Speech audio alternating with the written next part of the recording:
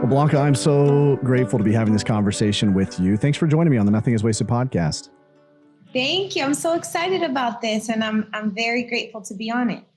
You know, before we started recording, I was sharing with you a little bit of my story and the inspiration behind the Nothing is Wasted podcast. And, you know that pain, none of us are immune to it, right? We all have experienced pain and suffering. And I think oftentimes in Christian world, we can look at some of the folks that are on stage platforms or, people that we admire and respect. And we go, oh, their life must be completely impervious to pain. And yet you've walked quite a pain journey yourself. And so I'm really grateful that you would spend some time with us unpacking that and sharing vulnerably where the Lord has met you in those different instances. Can you just tell us a little bit about yourself, first of all, and then we'll kind of dive back into some of the components of your story?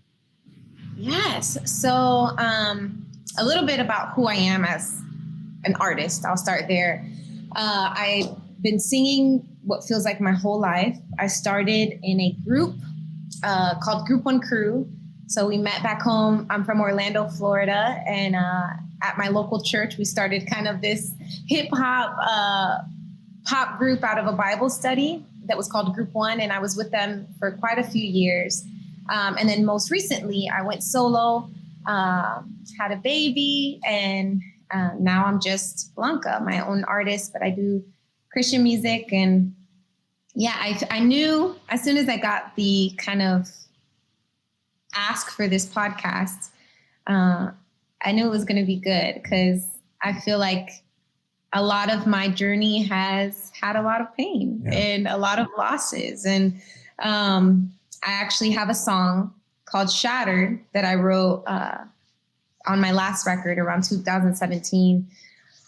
And one of the lines in the song says, "Nothing is wasted." So I was like, the Nothing is Wasted podcast. I know this is going to have some type of connection because that's how God works. So that's a little bit about who I am. And then we can dive into kind of my story. Wow. That's incredible. I mean, you just see that theme emerge, right? As we walk through pain and we see how God doesn't, we say it this way sometimes, no pain is in vain, right? That God wants to do something out of each one of our painful experiences, that though we wouldn't choose it for ourselves, he is faithful to show up in it and then turn it around into something good. What the enemy means for evil in our lives, God means for the good.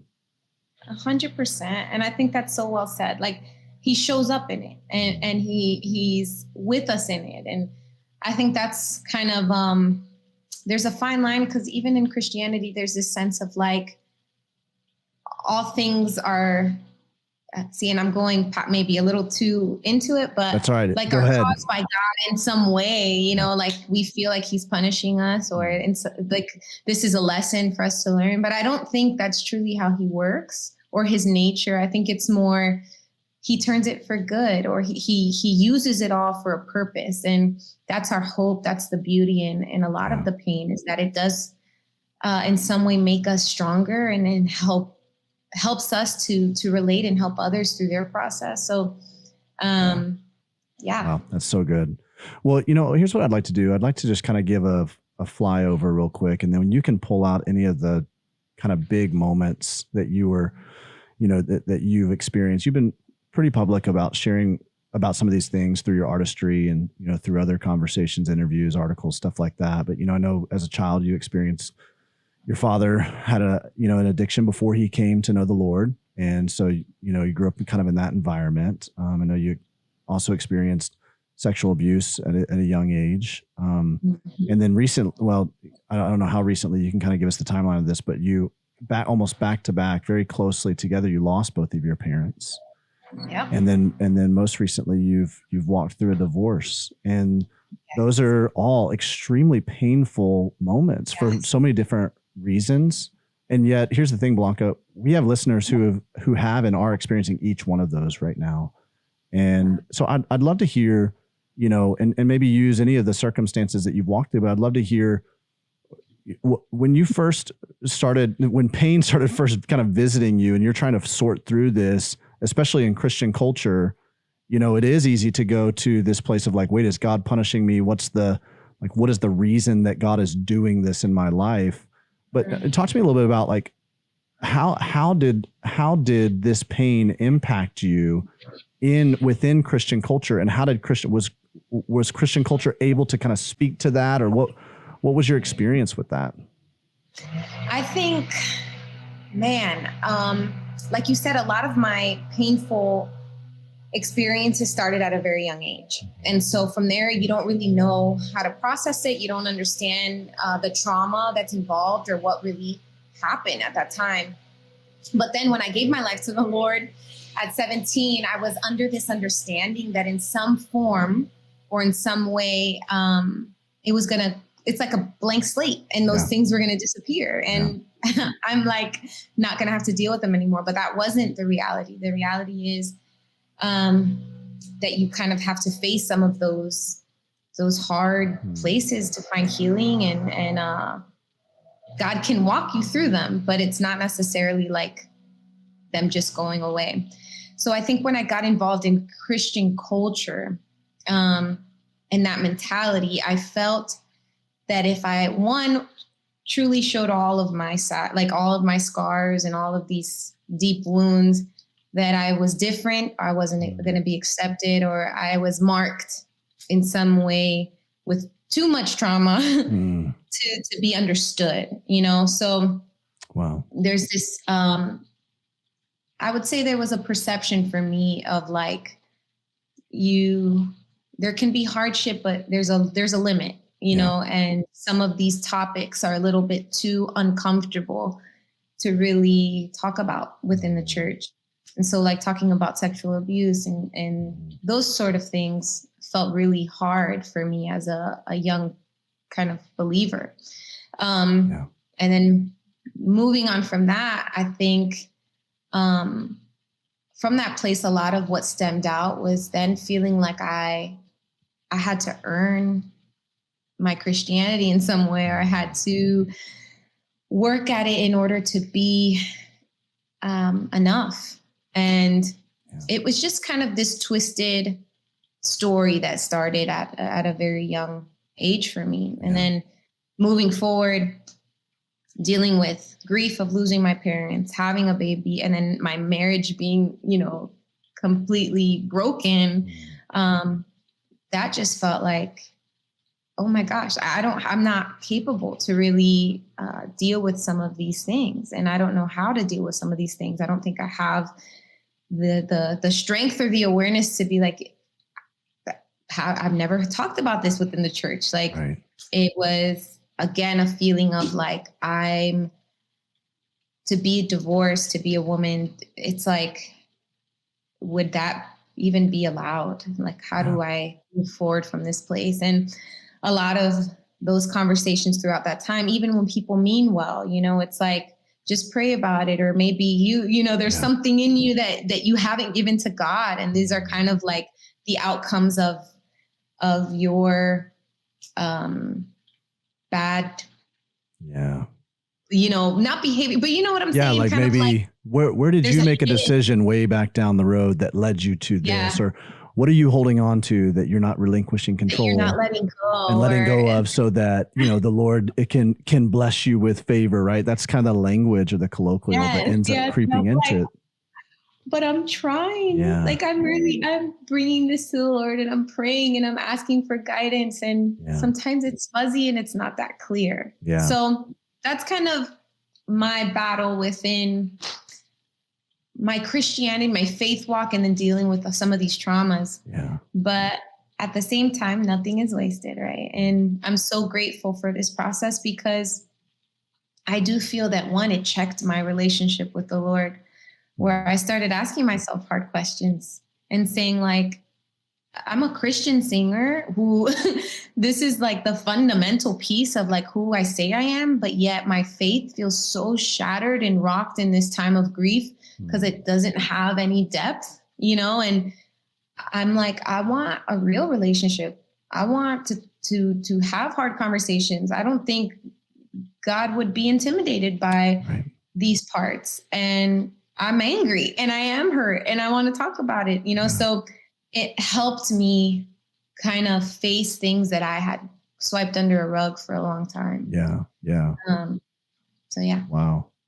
So why do you think, Blanca? I mean, you've been around church culture and all different facets and forms, and you've been in and out of different churches and church environments and stuff in terms of like performing and having conversations with people backstage and all that sort of deal. And why do you suppose that it is just so difficult for us to create an environment, or for people to feel like there is an environment where these kinds of conversations can be had and where people can experience true healing? I'm sure you've thought about like why, almost like bringing a diagnosis, like why are we struggling with this so much in church culture? I think there's probably a lot of reasons, I'm sure, that has kind of led to that type of mentality. But I know from my experience, and even for myself, what I can say, from an honest, introspective way, would be fear. I think change and things that we don't understand make us very uncomfortable and can be scary. And so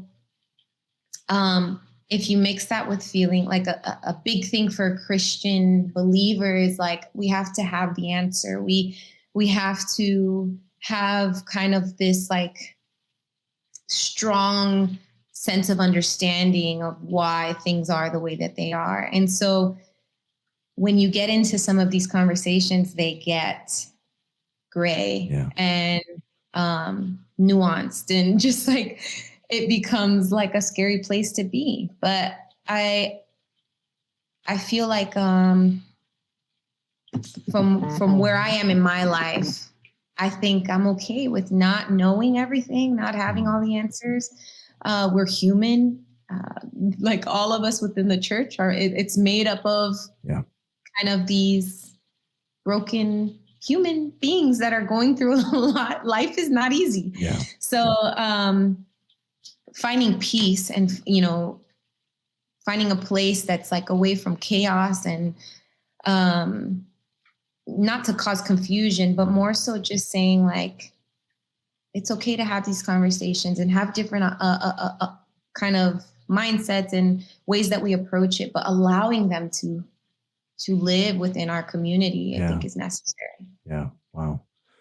Well, it sounds like that recently you've come into a little bit of like a personal crisis and saying like, wow, I didn't have the tools for some of these big moments, these big painful moments, the tools to know how to sort through grief and the tools to know how to reconcile, this season that I'm in, as someone who has experienced divorce and being in church world. And, so it sounds like, you've really started to lean in introspectively and go, okay, God, where are you in all of this stuff?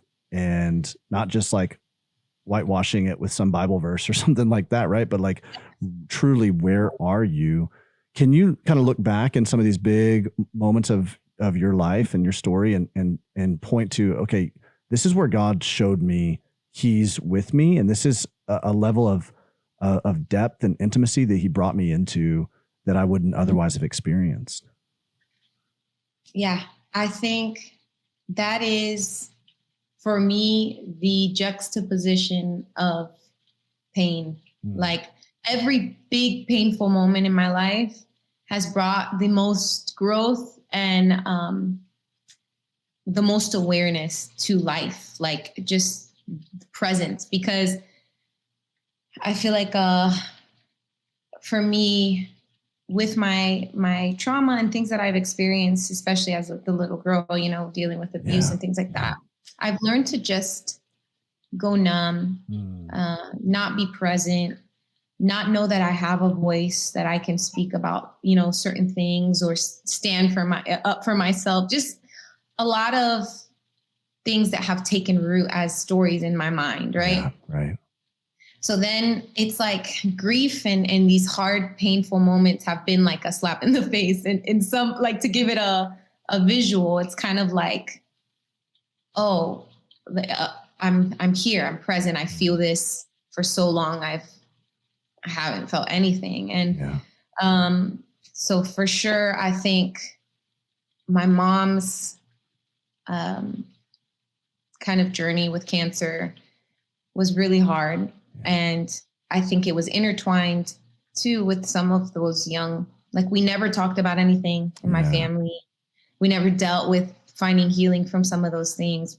So then when you're at, you know, a kind of the end of things are kind of not looking well, which is what my mom was facing. It's like she wants to then now talk about a lot of things. And I can see in her, like I always share this story in my shows. Like I remember having a conversation with my mom before she passed, where she was like, I don't know what's going to happen from here. Like, I don't know what's next for me. I feel like I've made so many poor choices, and specifically trying to tiptoe around the fact that I was abused, you know, by my stepfather. And it was my mother's boyfriend. Yeah. And her feeling the weight of that, the responsibility of that. And, you know, she's just carrying all this guilt and heaviness. And in this moment, it's like, you know, maybe that's why I'm in this predicament, and I should have done better. And why didn't I speak up? And I'm just like, if you can only see it from how I see it, I'm like, it's not about you, the poor decisions you've made, but like he loves us because he loves us. Yeah. Like God loves us because that's who he is, and that's his nature. And you right now spiraling because you feel like you haven't been enough. We've all fallen short, right? Yeah. If we really are honest with it. So that was like, I was seeing a mirror reflection in my mom of myself, you know. I'm like, that's me. That's how I live my life. I'm like, I'm constantly feeling like I have to work at it, and I'm in some way not going to be enough, or not going to be lovable, and I'm unworthy of being loved. And so that was part of my healing journey. It caused me to be like, God, where are you in this? Yeah. Like, this doesn't feel like you. And I need you to kind of help rewire some of these things in my mind and in my heart, because I don't feel like they're the way that they should be wired. That was a really big moment for me. And then along the way, even with divorce, I mean, I was telling my best friend, there's days my divorce happened 3 years ago. Well, the process of it, like, it's still fairly new. And there's times I step on a stage. I had a show recently, and I'm like leading up to a song, and I'm going to share. And then I feel myself tensing up because I don't want to say that I've been divorced. You know, there's this like stigma or this feeling, but within all of those moments, I feel like I've been able to do hard work and do therapy and do, you know, just things that I wouldn't be open to prior, but that make me feel like even though they're hard, I'm feeling and I'm alive and I'm present and God is in it. Wow. That's so good.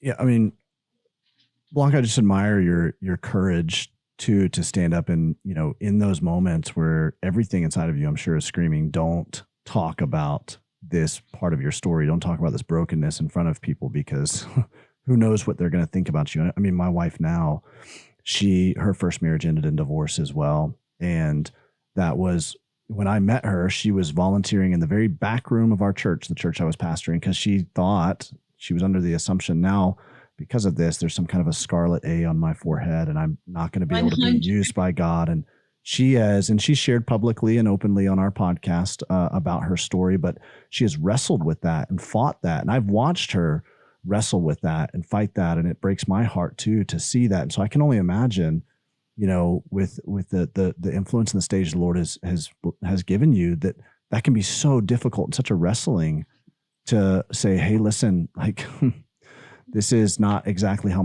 this is not how I thought my story would be, but, and this is not how I thought it would end, but this is the reality of where I'm at. And yet God is also showing up in it as well. And so, you know, I admire that, but I also can imagine it can be very difficult. And I wonder if you can shed some light for folks who are listening to this and they're wrestling with that same thing. And they're going, I'm just, for whatever reason, I'm feeling shame or condemnation, or I'm not proud of where I'm at in my story.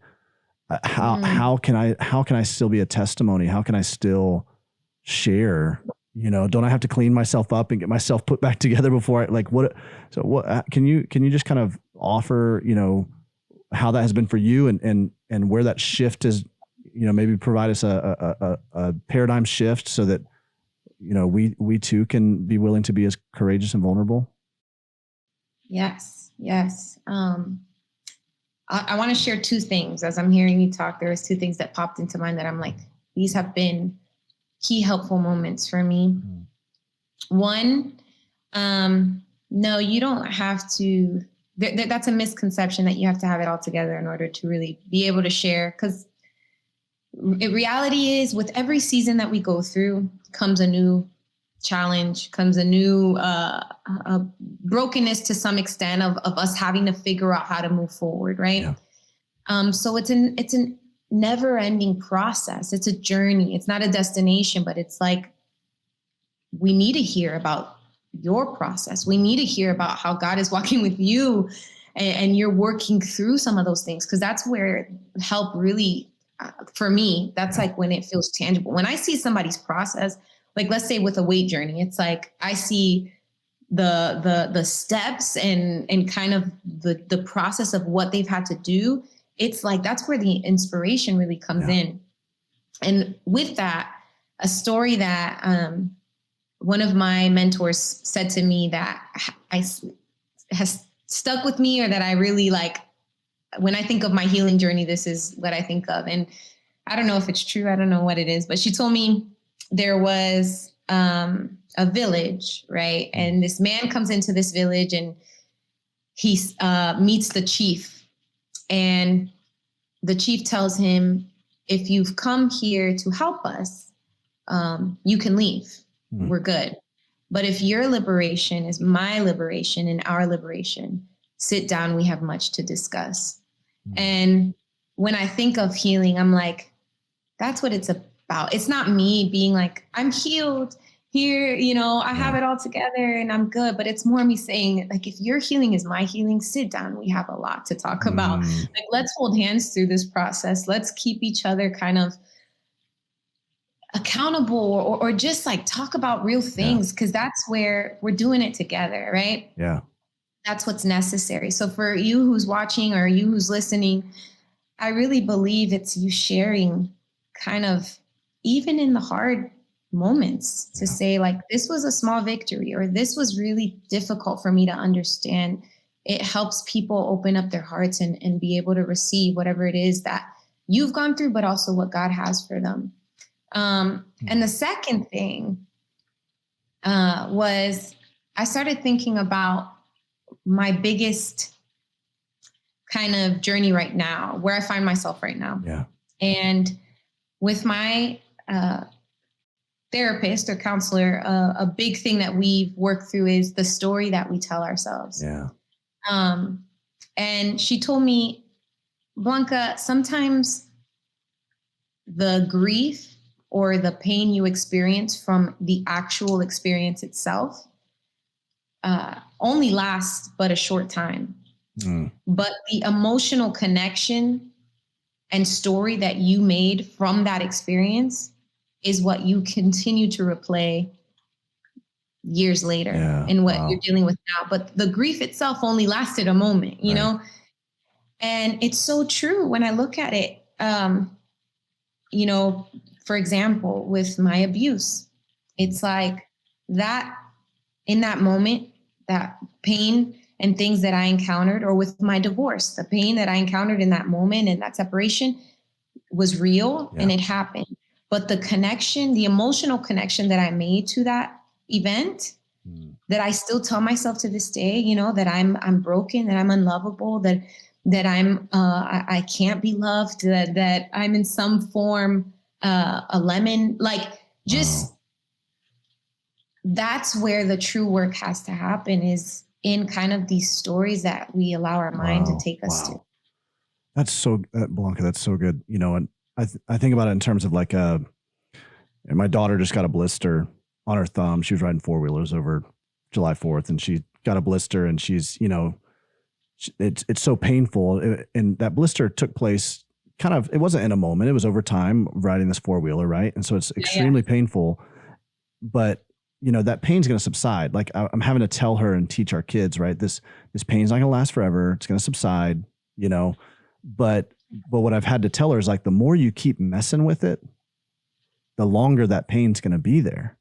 You need to leave it alone. Right. And I don't mean, let's not address our pain. That's not what I'm talking about. I'm talking about in terms of what you're saying there, that actual grief, the grief about the incident or the broken marriage or the tragedy or whatever, that's a momentary grief, but it's the other things, the ways that we're viewing our perspective on that grief, the stories we're making up in our head, the more we're kind of messing with it a little bit more, so to speak, right? That's where it prolongs a lot of that stuff. And that's where the Lord has to come in. We have to allow the Lord to come in and rewire our thinking. Renew your mind. It's a daily thing, but I mean, that's so good. I feel like that's such a good example to give. Because what happens is maybe your daughter doesn't ever want to ride a scooter again or four-wheeler again, because in her mind, she's told herself, every time I get on a four-wheeler, I get hurt or I'm going to get blisters. And it's like, that's the connection she's made to that incident. The blister's gone. The pain is gone. Right. Like it's done. Right. But that emotional connection she had can last a really long time. And I think that's where the work has to really happen. Like I know the example my counselor gave was like, you take this person gets really timid in front of a class, but they have to share, a verbal presentation in front of their class. And they go up there and they freeze and people start to laugh and it becomes this traumatic experience that happened. Then the moment's gone, the pain or the trauma from that moment is gone. But the story that student now tells themselves years to come is, I don't know how to speak in front of people. Yeah, I don't have anything good to say. I'm, it's these like statements of who we are, but it's not who we are, like when you, I feel like I'm rambling, but I feel it's so good. I feel it's so present. Cause even now I'm like, in doing this challenge, I'm like, one of my statements that I've made with myself is that I don't know how to make good decisions. I've convinced myself that I don't, my decision-making is not good. And I can't trust my instincts or trust my gut, or my discernment. Wow. And then when if that statement was completely true, like, could that really be true? It can't. That's not true. That's not fully true. The way that I make decisions with my son, the way that I've made decisions in certain places of my career, like, that's right. They've been good. But what I've held on to is kind of these negative places where I've dealt with hardship. You know what I mean? Right. Absolutely. Yeah. And what's really fascinating to me is, some of this stuff, correct me if I'm wrong, but some of this stuff, these things that you're wrestling with, this is coming out of, this broken marriage where you're going, man, I don't feel like I can trust my decision. Maybe I made a wrong decision back then, or maybe throughout the whole course of it, how did I not see this? Yeah, exactly. But what's interesting about this is it seems like, and again, correct me if I'm wrong, the Lord's using this thing that has happened, this brokenness. He's causing you to ask some really deep questions that are painful questions because they're looking in a mirror, right? And they're questions that the answer of which are really blurred lines. That's not, you've told yourself this, but that's a lie. Right? You've told yourself, I can't trust my own instincts. I can't trust, and that's not true, right? But it's forcing you to go into a deeper encounter with the Lord and rewiring some things that I would assume probably come from way back in your childhood. Yes. These deeply rooted things that maybe even stem back from the abuse you experienced or the household you grew up in, or right. But it's like the Lord is taking this brokenness now and he's using it as a thread or an invitation to bring you back to the little girl, Blanca. Yeah. And saying, let's talk about some things here, some stories you've begun to tell yourself here. 100%. That's exactly what he's doing. It's like, let's go back, not to relive the trauma, but to rewrite some things that you've kind of written that aren't that aren't how the story went, you know? Wow. And so I think that's where true healing happens. Yeah. That's so good, man. You know, there's a level at which, you know, you experienced grief in the conventional form of the word grief when both of your parents passed away. You're experiencing and have experienced grief now too with this divorce, but it's a different type of grief. A lot of people wouldn't put that under the bucket of grief. I actually personally think it's necessary to put that under the bucket of grief. Otherwise, you're not going to heal very well. Yeah. What are your thoughts on that? How would you say you're experiencing grief now in a different form? And if so, what does that grief look like that maybe is different than the grief you experience in losing your parents? I think it is grief to me because it feels like a loss. You know, you're mourning and grieving what you thought was, or what it was going to be, that is no longer, you know, and that can be just as difficult than grieving someone who's passed. Is grieving someone who's still alive, but you know, it just didn't turn out the way that you had planned. So I think 100%, I don't know if that answers your question, but I feel like it is grief to me, and how I process that is very important, because let's say an instance with my my divorce, you know, I have a son. That's still his father. So we've tried our best to maintain kind of this really healthy co-parenting relationship for the sake of my son. I don't think that I would have been able to do that had I not taken the proper steps in grieving, you know, what happened in the divorce, and seeing it for what it truly was, rather than feeling offended and hurt and just bitter and whatever else, you know. It's like, it's all kind of this different process. Yeah. But to your point, it's a necessary, it's necessary to approach that grief in a very same manner, to wrestle it down, and because otherwise you do live with some kind of bitterness or resentment, you know, unresolved emotions. Yeah. That's a great word.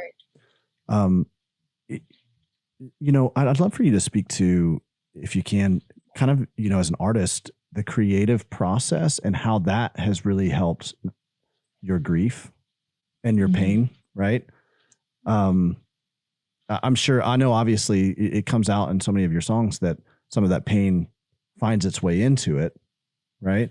But how has the actual creative process become in some ways like a therapy to that? Yeah, 100%. I feel like, as you can tell, this is the most, who I am now is probably the most that I've ever spoken, you know, on some of these topics, or had the courage to kind of share.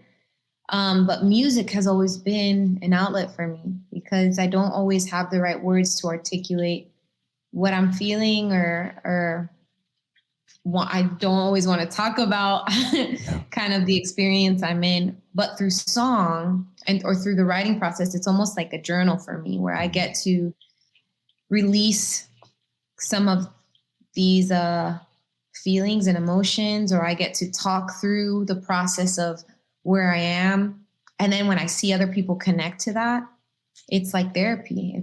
It's you know, I feel seen, I feel understood. I'm like, I'm not alone in this, but there's others out there like me that are processing in the same way. So creatively, that's a lot of where my inspiration comes from, is like real life and allowing, but then over the years, it's become now a goal.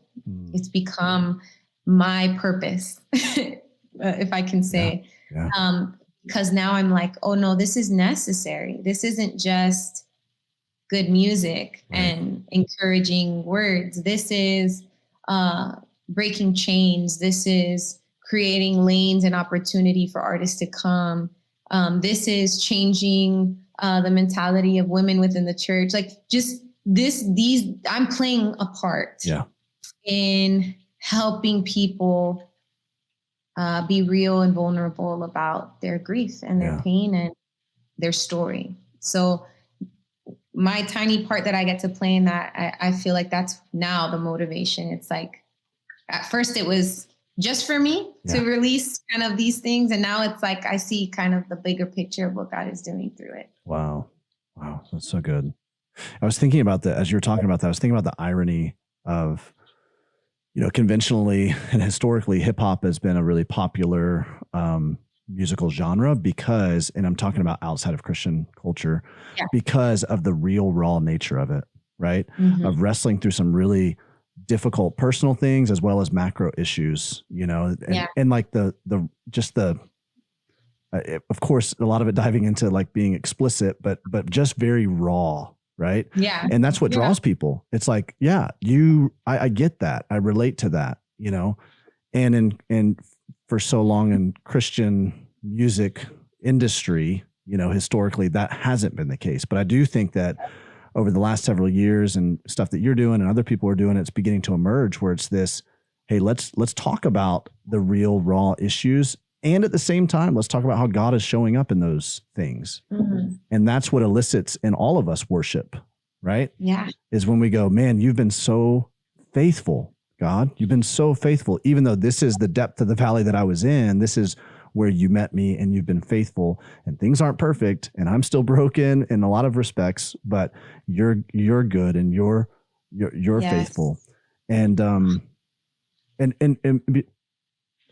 I wonder if you can point to, what are the things that maybe some moments that you would say, when I start to slip into this mindset where I begin to believe the lies that the enemy is trying to cause me to slip into, these are the moments of faithfulness throughout my story that I point to, that I remind myself of. You said songwriting is kind of like a journal for you.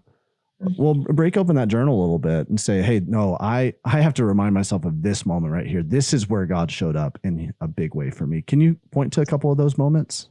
Man, I feel like one of the most amazing things with songwriting is sometimes, let's say I have a song called Even at My Worst, right? And that song was written right after my divorce, like our separation. Like it was really fresh. I was sent to go record in the studio, or songs like Real Love. My mom literally just had passed away and I needed to turn in an album, and I went into the studio. I had nothing to give. I'm like, wow. I don't even know that I'm Christian. Like, do I believe in God? I don't know where I'm at. Everything just feels like this doesn't make sense. And writing out these very intimate, vulnerable songs, right? The beauty in that is, one, with songs like Even at My Worst, where I'm like, I was expecting you to turn your back on me, like, and just putting these human characteristics on God, like, just like everyone else, just, you're disappointed. I get it. I failed you. Go, just leave me out. I deserve it. Yet you're here and you're saying that I'm beautiful and I still have purpose, and you're not, like you're still pushing me through this process. When I sing those songs now, when I sing Even at My Worst now, it brings me to tears because I can tangibly feel where I was when I wrote that song. Wow. You know what I mean? Yeah. Like what I felt in that moment that was so honest, and it's like inevitable to see God's hand.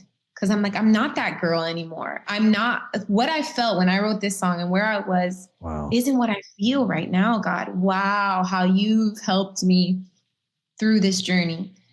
And so that's always like such an eye-opening experience for me to share songs and almost feel like they take me back to that moment and where I was.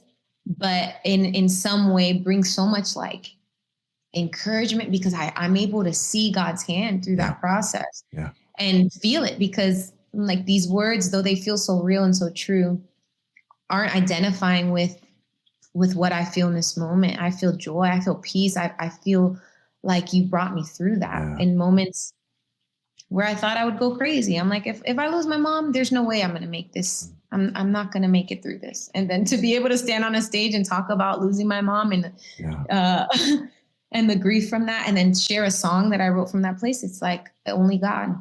Wow. Can have helped me through that process. Wow.